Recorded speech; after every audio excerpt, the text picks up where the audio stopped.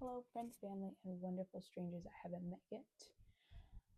I was motivated this morning, not as motivated right now, but I am going to do a Music Monday type of thing, and I think I want to start doing a segment called Y'all Ain't Hear 'em. Basically, where I want to do some lyrical breakdowns because I like lyrics. It's cool when there's a lot of good beats to a song. It's cool when there are fun trends that come from a song, but I really like lyrics. And instead of just learning them phonetically like I've done for a long time, I also like to go back and see what I'm actually saying, what I'm actually speaking over my life, and what they're actually meaning for the song. I have been a little bit obsessed or hyperfixated with the Man Up album from 116.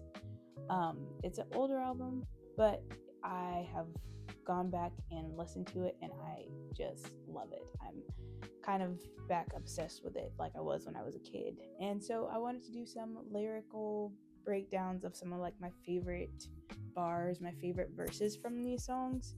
I only picked 3 of them and I just want to go through them. Because I think it's really cool that people can blend lyrics and or lyricality, I think is what it's called.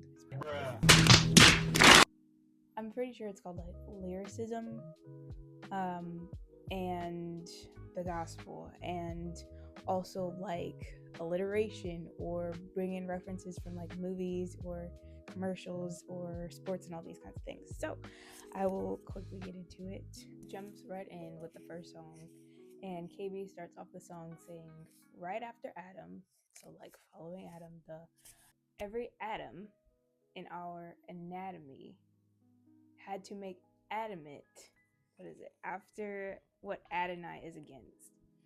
And I've heard that as many times as I've heard that song, it clicked going back this last time through the album. Literally, the first man, and I know the Man Up album is all about men and what we should be doing and things like that, but I think of mankind.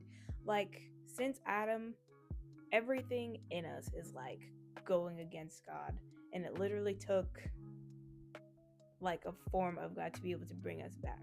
I'm just pretty grateful for that. But also, it was really cool as far as alliteration, and to say Adam and also Adam and then anatomy was just pretty cool. Then Derek Miner comes through and he says, we got it twisted, sick like a fever. Low men like to stack dough, Keebler, like the cookie, right? Man up, get up out of that treehouse, leave them cookies alone, it's time to eat meat now. I'm trying to show you a new way to live now. No charge, you can call it a freestyle. Without Christ, you won't know what a man is. You're a boy in a man's body like Tom Hanks and Big. And I didn't watch that movie until maybe last year or the beginning of this year. And so that wasn't even a consideration for me when I was a kid. I just hear these people talking and I don't exactly know what it means. But they're literally not only preaching, but they're you cannot understand what. Okay. So I had to go back and backtrack.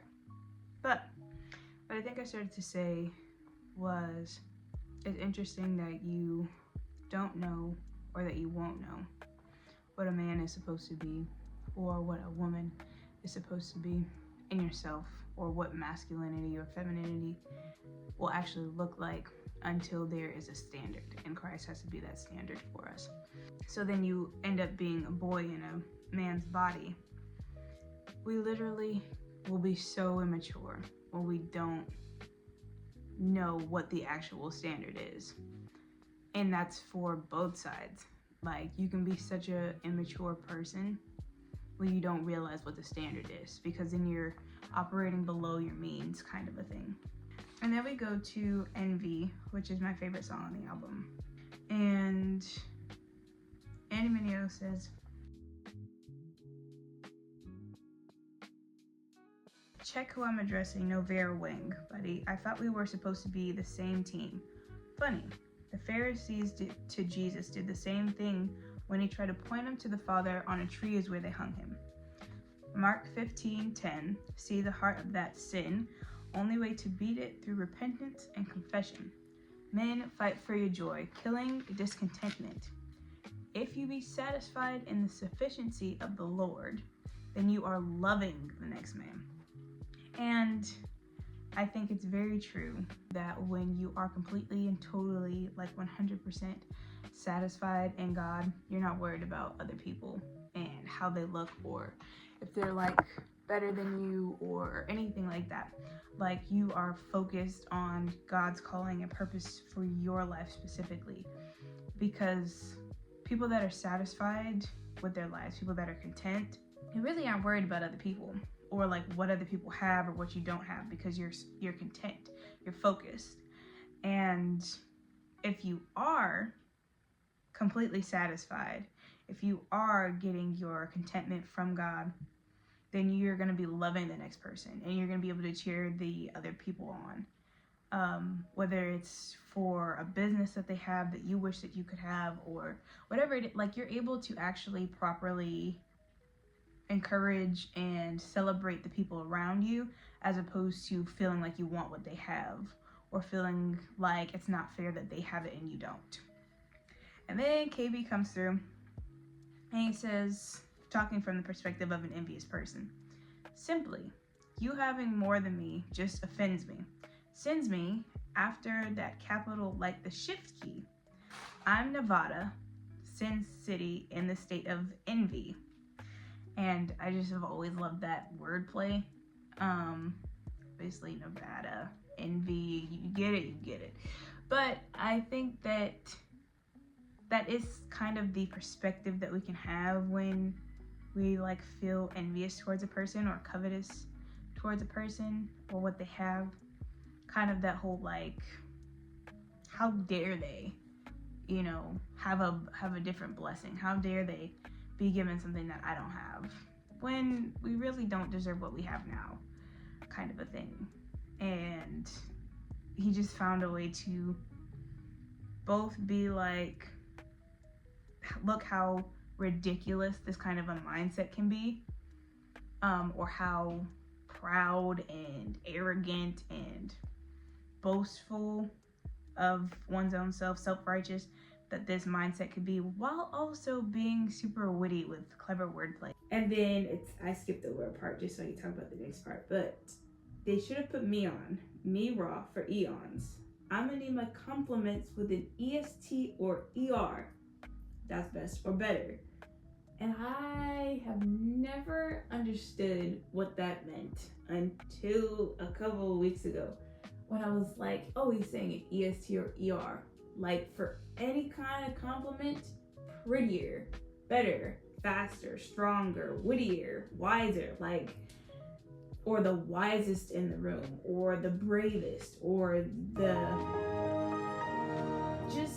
I did not get it until a little while ago. And I was like, always trying to be than somebody, sing better, or, lead better, or be the best at everything is so tiring, but also so irrelevant, because God isn't looking for the very best. He isn't looking for you to be better than the next person. He's looking for you to be better than yourself, if anybody, like, than who you were before. But to always want to have better or best is crazy, and definitely not something that you can just, it's definitely not something that God wants for you. Like, I don't think that's a mindset that he is pleased by. And I think it's more self-sabotaging than anything, because then you're not even pleased with the little that you've done or with the progress that you have, because it's not better than somebody else's, or it's not the best. And it's like a never-ending spiral, loophole of just condemnation. If it's something that's spiritual, it's like dissatisfaction. If it's something practical or monetary, or with finances, or possessions and everything like that, materialistic things, like, you will just never be satisfied if that's all that you can do. And They put it into a song and made it go to the beat. You know what I mean? Like, these are sermons, and I think that's so cool.